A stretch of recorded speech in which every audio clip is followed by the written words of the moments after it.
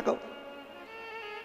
अब इस पूरी 4-5 दिन में 7 दिन में एक दिन धर्म पत्नी का फर्ज अदा करिए, धर्म पत्नी का फर्ज। और वो धर्म पत्नी का फर्ज है पति को। देखो इनके नाम के आगे कहीं नहीं लिखा वेद व्यास जी ने। कोई महाराज यहां पर आके बोला कभी कथा में कि धर्म पति, नहीं बोला कहीं का, नहीं। क्योंकि संतों को मालूम था, वेद व्यास जी को मालूम था, घर परिवार चलाना है तो झूठ बोलना पड़ेगा, कपट करना पड़ेगा, बेईमानी करना पड़ेगा, प्रपंच करना पड़ेगा, तब जाकर ये घर चला पाएगा। इसलिए पुरुषों के नाम के आगे धर्म पति नहीं लिखा, पर तुम्हारे नाम के आगे धर्म पत्नी इसलिए लिखा कि ये कैसी भी कमाई करके लाएगा, चाहे झूठ बोल के लाए, बेईमानी करके लाए, प्रपंच कर लाए, पर लाकर किसको देगा? अरे बोलो तो धर्म पत्नी को। और तुम्हें लाकर देगा तो तुम धर्म के पथ पर चलना, उसकी कमाई में से थोड़ा सा निकालना, तो धर्म में, सत्कर्म में, शिव महापुराण में लगाना, तो पति को भी बैकुंठ ले जाना और खुद भी चली जाना। पर माताओं ने उसकी कमाई में से निकाला तो सही, पर शिव पुराण में लगाने की जगह डेंटिंग पेंटिंग में लगाया ही। अब पुराण में तो कम लगा, अब पुराण में लगा, धर्म में लगाई, सत्कर्म में लगाइए, भजन में लगाइए। नाम तुम्हारा क्या है?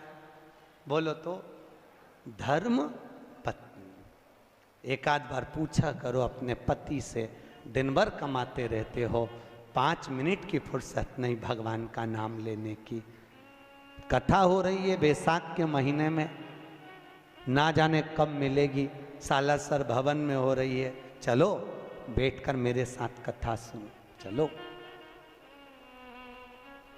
चलिए। मेरे को वो चेन्नई के महेश्वरी धर्मशाला में, महेश्वरी भवन में कथा थी, तो ताराचंद जी मोहता और जीवन जी राठी दोनों बोले, गुरुजी इस शिव महापुराण के जो जजमान बने ना, इनकी पत्नी बड़ी विचित्र है। क्या नाम था उनका? डागा परिवार, डागा जी। सेलम में उनकी स्टील की 4 फैक्ट्रियां हैं, बर्तन की स्टील की। तो जीवन जी मोहता जी बोले, ताराचंद जी मोहता बोले कि गुरुजी इनकी ये जजमान जो बने हैं बड़े विचित्र बने, क्या हुआ? हमने पूछा। जीवन जी राठी बोले, कहने लगे गुरुजी जजमान पद लेने को तैयार नहीं थे, क्योंकि घर में कोई करने वाला नहीं, बैठने वाला नहीं, कथा में कौन बैठे? तो पत्नी ने पति से कहा, स्वामी समाज के लोग कथा करा रहे हैं, शिव महापुराण की कथा है, उसके यजमान पद लेना। भागवत के यजमान बनना सरल है, पर शिव महापुराण के यजमान बनना कठिन है। हम इसलिए अग्रवाल जी को बार बार धन्यवाद देते हैं। तो जीवन जी बोले, गुरुजी हमने इनसे कहा, इन्होंने अपने पति से कहा, पति ने मना कर दिया, फैक्ट्री से फुर्सत नहीं, समय नहीं। बेटे से कहा तू बैठ जा कथा में जजमान बन के। बेटा बोला पापा मेरे को फुर्सत नहीं, ऑफिस कौन संभालेगा, एक ही लड़का। इतने में पत्नी को गुस्सा आया और पत्नी ने कहा, स्वामी ये बताओ तुम कथा में नहीं बैठ सकते यजमान बन करके, तू बैठ जा, मैं पैसा दे देता हूँ जजमानी का, जितना भी लगे तू बैठ। पत्नी कहने लगी मैं तुम्हारे बिना नहीं बैठूंगी, पर ये बताओ स्वामी। वो डागा जी की पत्नी कहती है, मुझे ये बताओ कि मैं अगर मर जाऊंगी तो तुम ऑफिस में से कितने दिन छुट्टी रखोगे, वो बताओ। पति कहने लगा फालतू की बात करती है तू, क्यों ऐसी बात कर रही है? नहीं मुझे बताओ कि मैं मर जाऊंगी तो छुट्टी कितने दिन की रखोगे। कभी आप लोग चेन्नई जाएं तो जीवन जी वहां पर, जीवन जी राठी वहां के अध्यक्ष हैं, आप उनसे पूछना, चेन्नई महेश्वर से, आप बताओ कितने दिन छुट्टी रखोगे। डागा जी ने कहा फालतू की बात मत कर, क्या चाहती है वो बोल, कि बस मैं मरूं तब तुम ऑफिस की छुट्टी मत करना, पर 7 दिन शिव महापुराण के जजमान यही समझकर बैठ जाओ कि मैं मर गई हूं, चलो मेरे साथ बैठो, कम से कम धर्म में तो मैं तुमको। और वो डागा जी ने एक बार शिव महापुराण के यजमान बने और महेश्वरी भवन में 5 साल लगातार शिव महापुराण की कथा करवाई, वही डागा जी ने जो एक बार यजमान। भैया शिव महापुराण के यजमान बनना बहुत कठिन है, बहुत कठिन। ना जाने कौन सा पुण्य हमारा इकट्ठा होता है, ना जाने कौन कौन सा दान पुण्य सत्कर्म हमारा इकट्ठा होता है, तब जाकर अपने परिवार द्वारा शिव महापुराण की कथा हो पाती है। ये करुणा, हम तो कहते हैं कंसल जी आपके परिवार में कहीं ना कहीं आपके पूर्वजों को बहुत आशीर्वाद है, पितरों का बहुत करुणा है आपके पूर्वजों की पितरों।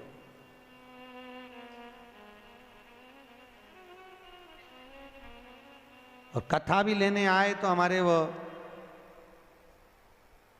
नीरज भैया सीधे उज्जैन पहुंच गए, महाकाल की नगरी में। हमारी शिव पुराण चल रही थी महेश्वरी महिला मंडल की, सीधे वहां भाभी जी और दोनों नीरज भैया दोनों आ गए, और उनके साथ में उनकी एक बुआ जी भी थी, वो भी साथ में।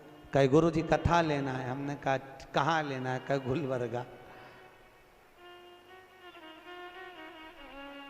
कौन सी कथा लेना है? कहे शिव महापुराण।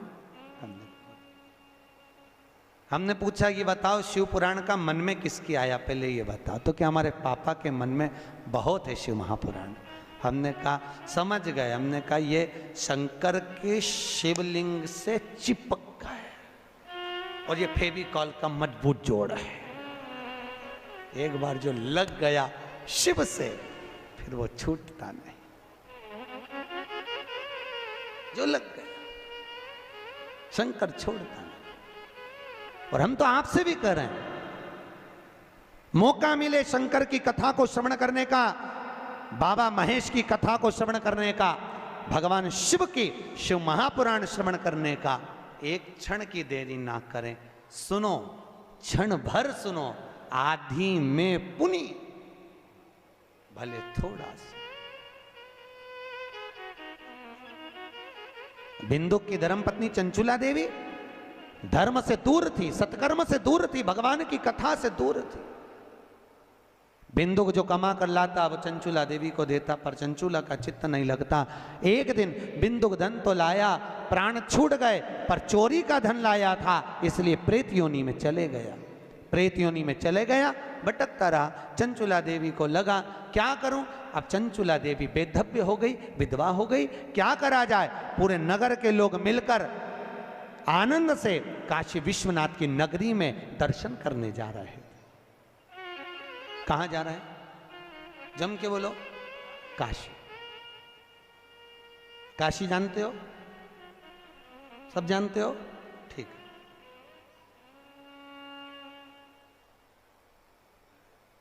किसने करी थी काशी विश्वनाथ की स्थापना? शिव महापुराण कहती है दुनिया के लोगों को शनि लगता है, शनि को शंकर लग गया था। शनि को कौन लगा था? शंकर। जब शनि महाराज ने अपनी माता को चरण का प्रहार करा और माता ने श्राप दे दिया, शनि जा तो तेरे पांव से अपंग होगा। शनि की आंख में आंसू भर गए। देवर्षि नारद से पूछा मैं कहां जाऊं? देवर्षि नारद ने कहा अगर तुम अपने अपंग पांव को भी ठीक करना चाहते हो तो एक है जो तुमको अपंग पांव से भी ठीक कर सकता है। कौन? तो के वो शंकर। जाओ गंगा के तट पर जाकर शंकर के शिवलिंग की स्थापना कर कर उसकी आराधना करो। और शनि महाराज ने जाकर गंगा के तट पर काशी में भगवान शंकर का शिवलिंग बनाकर उसकी आराधना करी। और जब आराधना करी तो शिव जी ने प्रकट होकर शनि महाराज के चरण को ठीक करा, तो चरण से शनि ने चलना प्रारंभ करा। आज भी नियम है, जिसको ढैया लगा हो, 7.5 लगा हो, जिसको ढैया 7.5 आदिक शनि परेशान कर रहा हो, एक काजल की डिब्बी ले लो, 21 बार उतारो। जहां जंगल में, वन में, किसी बगीचे में कोई नहीं हो, किसी भी पेड़ के नीचे इतना खड्डा करके काजल की डिब्बी को काशी विश्वनाथ का नाम लेकर दबा दो और मिट्टी डाल दो। जिंदगी में कभी शनि परेशान नहीं कर सकता, कभी भी, पूरे जीवन में कभी शनि परेशान नहीं किया। इसलिए कहते हैं दुनिया को शनि लगे और शनि को शंकर लगे। शनि को सारे नगर के लोग काशी चले। काशी जानते हो ना? अभिमुक्त नगरी काशी। मोक्ष नगरी काशी। माता पार्वती जी ने शिव जी से केवल 2 वर मांगे थे, केवल 2 वर माता पार्वती ने मांगे शंकर भगवान से। पहला वर माता पार्वती ने शिव जी से मांगा था, भोलेनाथ वर दीजिए कि जिस पति पत्नी में आपस में झगड़ा हो उसमें प्रेम बढ़े। भगवान शिव ने कहा तथास्तु। आज भी नियम है, पति और पत्नी अगर आपस में झगड़ा करते हैं तो उनमें प्रेम बढ़ता है। तुम देखना, अच्छा प्रैक्टिकल करके देखना। पति झगड़ा करके चले जाए ऑफिस दुकान, तो वहां से आते से ही पूछेगा क्यों रे तेरी मम्मी कहाँ है, तुरंत पूछे। इतना झगड़ा करके गया है तो पूछे ही मत ही तो कि पत्नी कहाँ है, पर आते से ही पूछेगा कहाँ है। और माता पार्वती ने दूसरा वर मांगा, भोलेनाथ जी वर दीजिए कि काशी में जो मरेगा उसको गुरु मंत्र आपको देना पड़ेगा। शंकर भगवान ने कहा पार्वती कैसी मूर्खों की तरह बात करती है, काशी में मरने वाले को गुरु मंत्र मैं दूं, ये कैसे हो सकता, कैसे होगा, ये हो नहीं सकता, ये कभी नहीं होगा। पार्वती जी बोली, जिद पे अड़ गई माता पार्वती ने। भोजन करना बंद कर दिया, पानी पीना बंद कर दिया, कुछ ग्रहण ही नहीं करती माता पार्वती। शिव जी को लगा कि ये प्राणों को त्याग देगी। शंकर भगवान ने कहा पार्वती मैं तुझे वर देता हूं कि काशी में मरने वाले को गुरु मंत्र मैं दूंगा। पार्वती ने कहा मुझे कैसे मालूम पड़ेगा कि आपने गुरु मंत्र दिया, तो तू बता क्या करना है। पार्वती जी ने कहा प्रभु आपसे वर मांगती हूं कि काशी में मरने वाले के सीधे कान में आप गुरु मंत्र देना और कान को मोड़ देना, तो मैं समझ जाऊंगी कि काशी में मरने वाले को आपने गुरु मंत्र दे दिया। शंकर जी ने कहा तथास्तु। तो आज भी प्रमाण है, काशी में मरने वाले का सीधा कान अपने आप टेढ़ा हो जाता है। आज भी प्रमाण, जिसके काशी में प्राण छूटते हैं उसका सीधा कान अपने आप टेढ़ा हो जाता है, अपने आप। पहले हमको भी विश्वास नहीं हुआ था कि शिव पुराण में ऐसा लिखा है, ऐसा होता है क्या। जब हम काशी में महेश्वरी भवन में कथा करने के लिए गए तो सब पूरी मंडली को लेकर हमने कहा चलो आज शिव महापुराण में लिखा है कि काशी में मरने वाले का सीधा कान टेढ़ा हो जाता है, चल कर देखें। पहुँचे मणिकर्णिका के घाट पर। भारत की भूमि के सबसे ज़्यादा मुर्दे वहीं जलते हैं। अपने यहाँ गाड़ी ओवरटेक करती है, वहाँ मुर्दे ओवरटेक करते हैं, लोग मुर्दा लेके भागते हैं। मणिकर्णिका का घाट, लाइन लगी मुर्दों की, परिवार के लोग बैठे। हमने एक मुर्दे वाले से पूछा भैया हमको इनका मुंह देखना है, कि देख लो। हमने कपड़ा हटा के देखा मुंह, तो उसका तो कान सीधा था। हमने कहा बताओ, पोथी में तो लिखा है कि काशी में मरने वाले का सीधा कान टेढ़ा हो जाए, यहाँ तो सीधा है। और आगे गए, हमने कहा हो सकता है कुछ गड़बड़ हो। आगे गए तो उसका भी कान सीधा, और आगे गए उसका कान टेढ़ा, फिर आगे गए तो उसका सीधा, फिर आगे वाले का फिर कान टेढ़ा। हम तो चक्कर में पड़ गए, किसी का सीधा किसी का टेढ़ा। हमने पूछा भैया ये मुर्दा कहाँ का है, तो क्या यहाँ से 40 किलोमीटर दूर का। और जिसका कान टेढ़ा था उसका पूछा ये मुर्दा कहाँ का है, तो क्या काशी की वो कॉलोनी का। समझ में आ गया कि काशी में मरने वाले का सीधा कान टेढ़ा हो जाता है, दूर मरने वाले का नहीं। ऐसा कोई है? 33 करोड़ देवी देवता में कोई देवता ऐसा नहीं कि मनुष्य के कान में आकर गुरु मंत्र दे दे, पर एक है मेरा काशी विश्वनाथ जो कि गुरु मंत्र भी प्रदान कर देता है। गुरु मंत्र।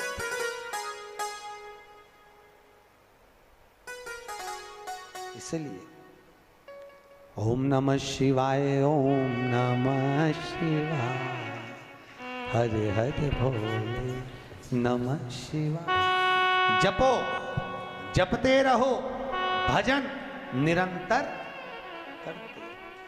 शिव का शिव का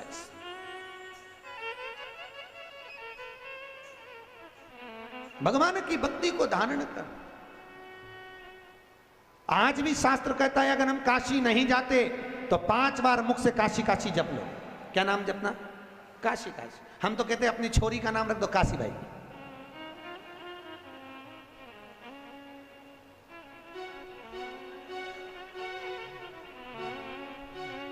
काहे तू गलत काहे का? नामदार प्रकाश।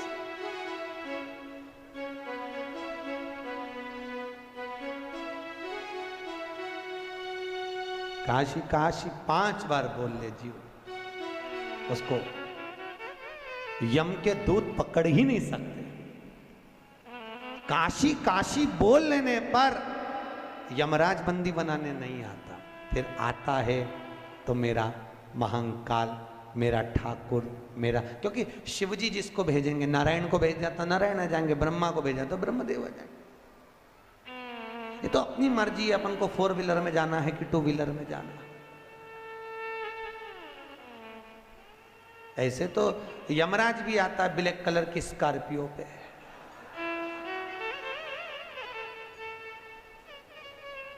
और ऐसे तो भगवान भी आते हैं 2 व्हीलर पर, गरुड़ पर। आते कि नहीं आते? अब मन अपना, अच्छा ईमानदारी से बोलो तो 4 व्हीलर में बैठने में मजा आता है कि 2 व्हीलर पे? सत्य बोलना है, 2 व्हीलर पे। क्यों? 4 व्हीलर में पति इधर पत्नी इधर, 2 व्हीलर पे 2 व्हीलर। इसलिए भगवान से कहते रहा करो, भगवान कृपा करना, हमारे लिए 4 व्हीलर मत भेजना, हमारे लिए तो हमारा ठाकुर, हमारा काशी विश्वनाथ नारायण को भेजे। जब वो गरुड़ पर चढ़कर आए, जैसे लक्ष्मी पीछे से बैया डालकर बैठे, ऐसे मैं नारायण के बैया डालूं और उड़कर सीधे चले जाऊं, ऐसी करुणा। नहीं, अगर 4 व्हीलर पे जाना हो, ब्लैक कलर की स्कॉर्पियो पे, तो मर्जी तुम्हारी, मन तुम्हारा।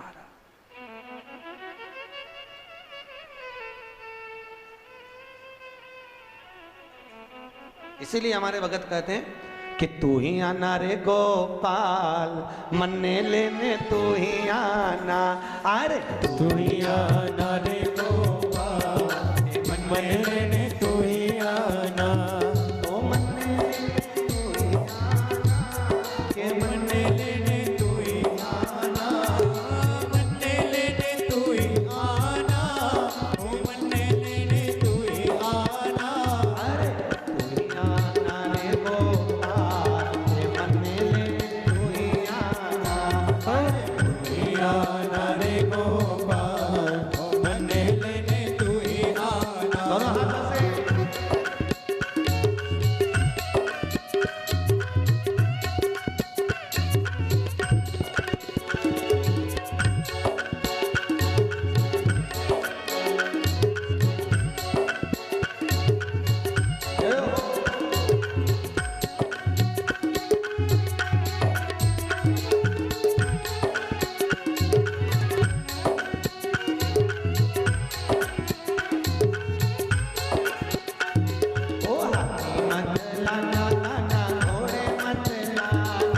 हाथी मत लाना काना, घोड़े मत लाना। हाथी मत लाना काना, घोड़े मत लाना। जय हो,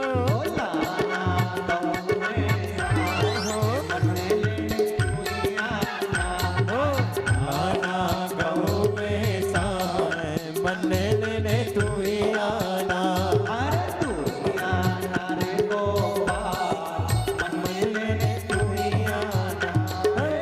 ही आना गोपाल, मन्ने लेने तू ही आना।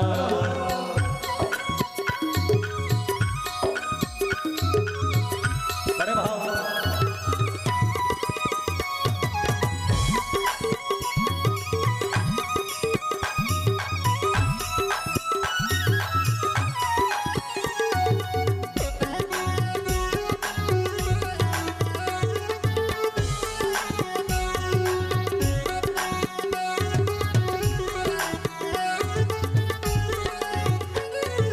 नौमी मत आना काना, 10वीं मत आना।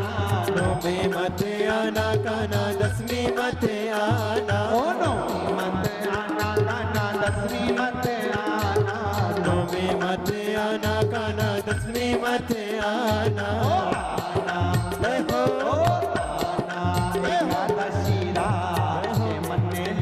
तू ही आना।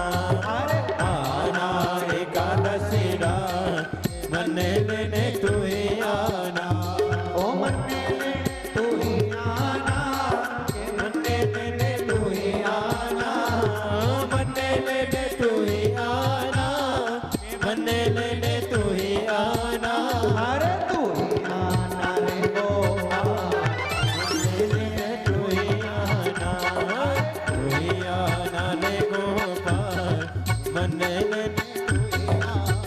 हो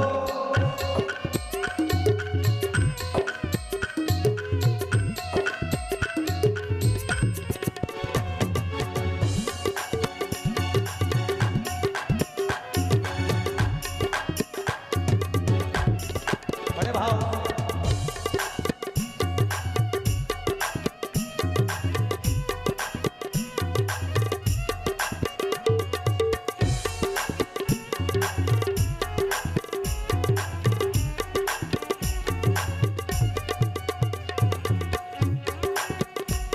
बड़े आनंद से ताली से बजे बड़े भाव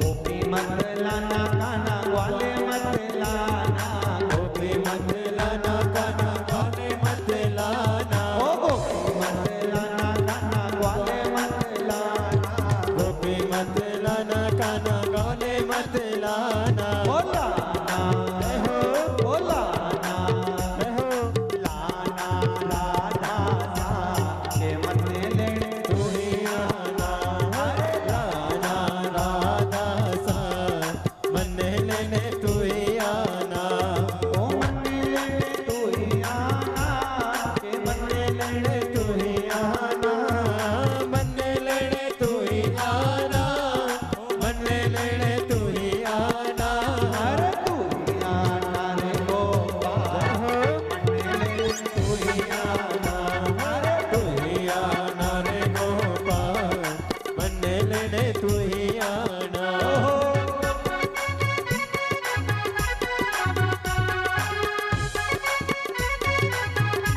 बड़े भाव से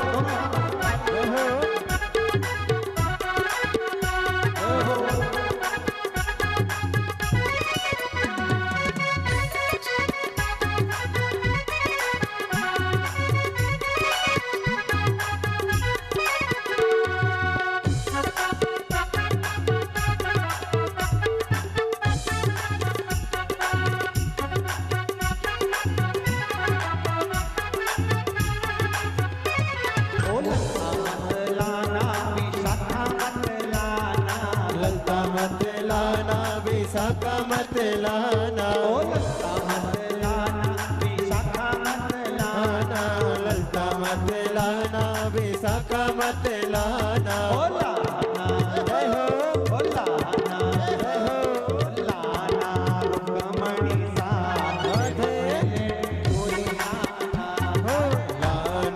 रुक्मणी साथ मन्ने लेने तू ही आना, मन्ने लेने तू ही आना, मन्ने लेने तू ही आना, मन्ने लेने तू ही आना, मन्ने लेने तू ही आना, रे गोपाल मन्ने लेने तू ही आना, रे गोपाल मन्ने लेने तू ही आना,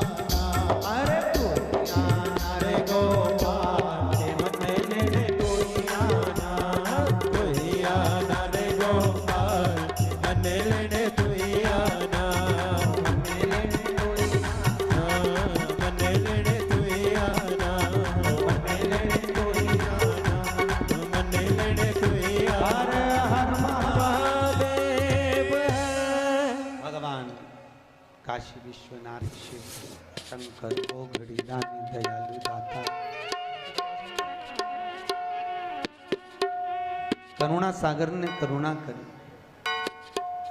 चंचुला देवी आज काशी जा रही है पूरे नगर के साथ, और माता चंचुला देवी ने आज काशी में पहुंचकर किसी ब्राह्मण के मुख से गंगा जी के तट पर शिव महापुराण की कथा को श्रवण किया। और शिव कथा ऐसी सुनी माता चंचुला देवी ने कि शिव के धाम में माता पार्वती जी की सखी बन गई। रिटर्न पार्वती की सखी। और माता पार्वती जी की जब सखी बन गई,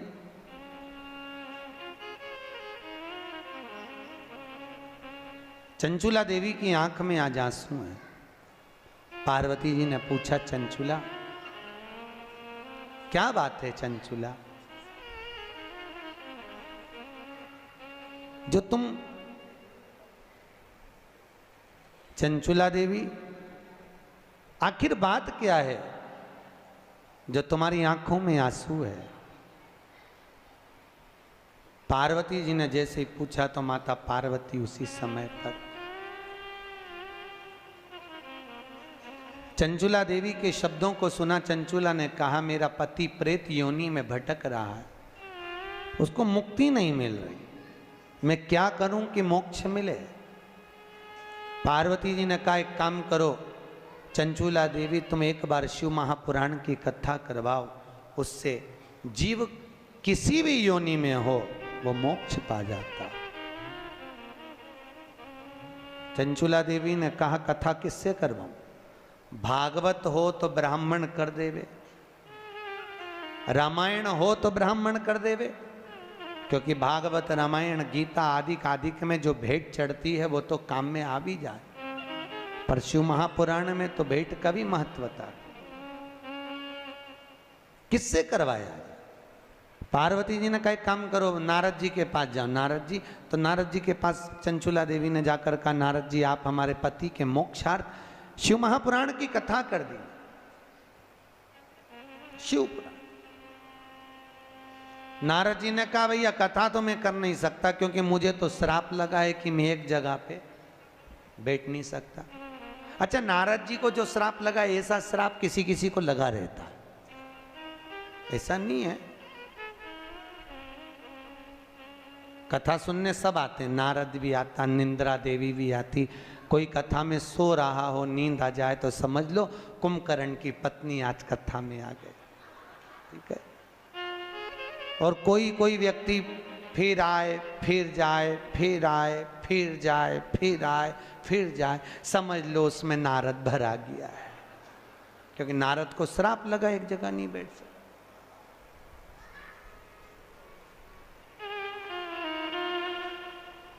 अब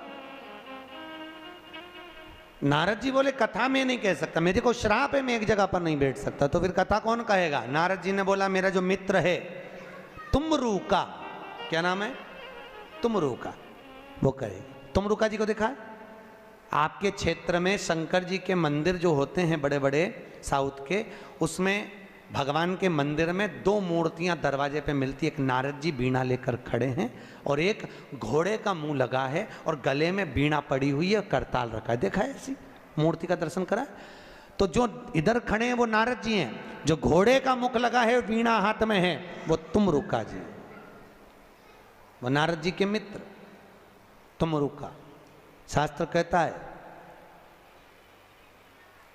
जिस नारी का गर्भ ठहरने के बाद 2-3 महीने में वापिस अबॉर्शन हो जाता हो, वापिस बार बार बच्चे गिर जाते हैं और बच्चा पूरा नहीं होता हो, उस नारी को उसकी आकृति के बराबर का जो लच्छा होता है, हाथ में बांधते हो नाड़ा, वो लच्छा नाप लेना चाहिए और नारियल के ऊपर, श्रीफल के ऊपर उसको लपेटना चाहिए।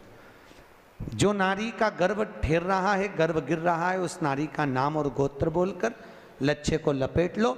शंकर जी के मंदिर में तुमरुका जी का नाम लेकर वो श्रीफल रख कर आ जाइए, फिर नारी का गर्भ कभी नहीं गिरता, बच्चा स्वस्थ पैदा होता है, स्वस्थ जन्म लो। तुमरुका जी के नाम का इतना प्रमाण होता।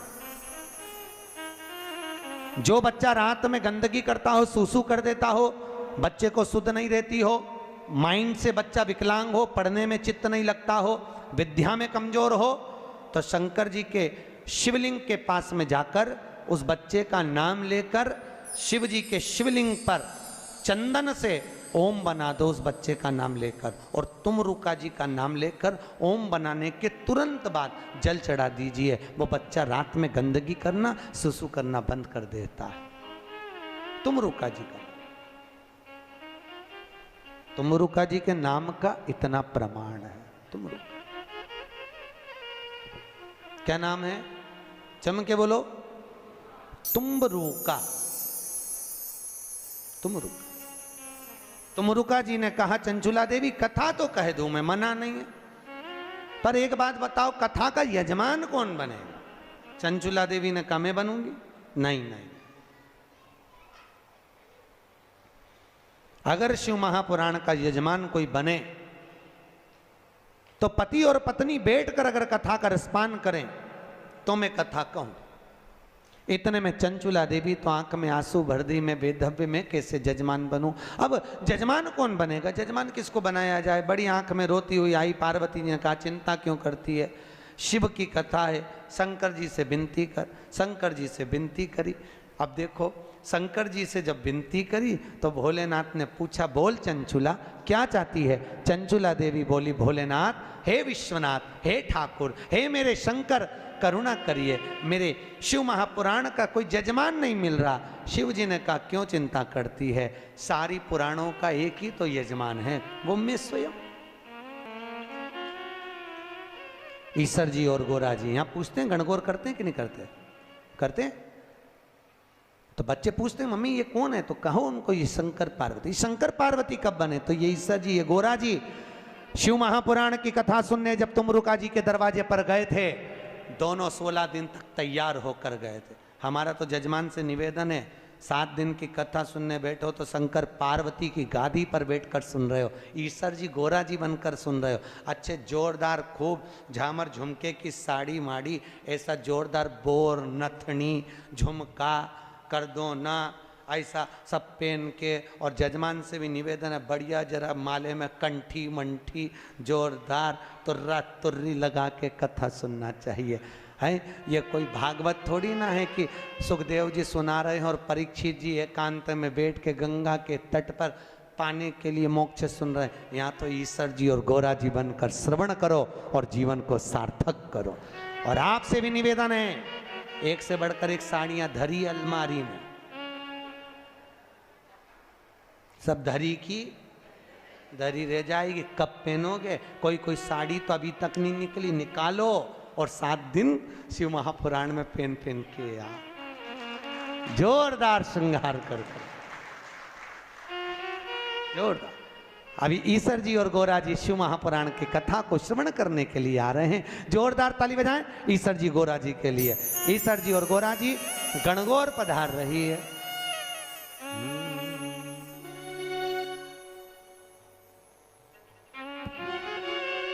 शिव शंकर चले कैलाश बुंदिया पढ़ने, शिव शंकर चले कैलाश बुंदिया। ईश्वर जी गोरा जी आ रहे हैं, जोरदार ताली बजाएं।